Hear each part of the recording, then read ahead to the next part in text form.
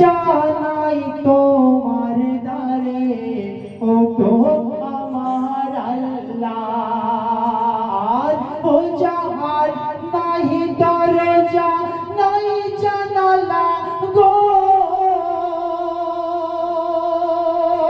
ও যাহার নাহি দরজা নাই জানালা, না আছে খাট বিছানা, না আছে খাট বিছানা, কঠিন ওই কবরে ও গো আমার আল্লাহ।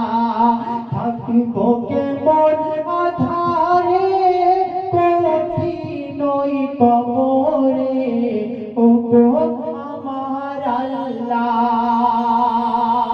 দুনিয়াতে আমরা আমার করে জিন্দগি কাটাচ্ছি।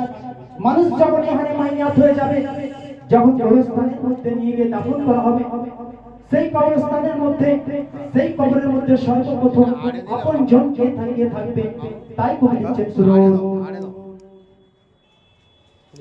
যেদিকে তাকাই আপন কেহ নাই, আপন শুধু আমার মাটি আর মাটি।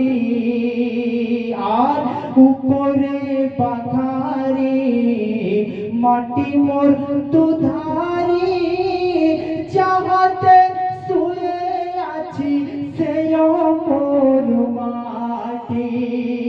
আর ও যেথায় নাই বাতি নাই সাথী গো,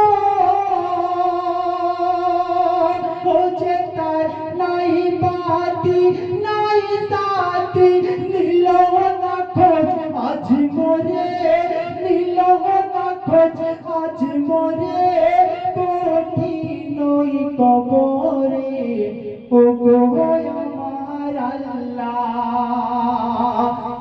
থাকিব কেমন আধারে কঠিন ওই কবরে ও গো আমার আল্লাহ। তার করে অতি মূল্যবান কথা কবি লিখছেন শুনুন, খেটেছি যাদের তরে, মাইয়া বলছে খেটেছি যাদের তরে,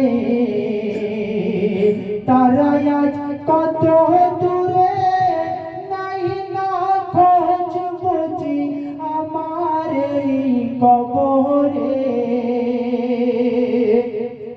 খেটেছি যাদের তরে, তারাই মোজ আজ কত দূরে, নাই না খোঁজ বুঝি আমার এই কবরে।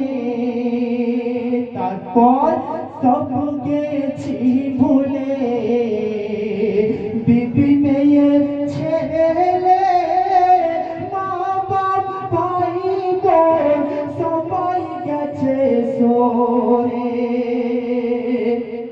ও আমি যাদের তরে বদলাম ঘর গো, ও আমি যাদের তরে বদলাম ঘর, পর হলে আজ রে, পর হলে আজ রে, কোথায় কঠিন ওই কবরে ও গো আমার আল্লাহ। কঠিন ওই কবরে ও গো আমার আল্লাহ। থাকিব কেমন আধারে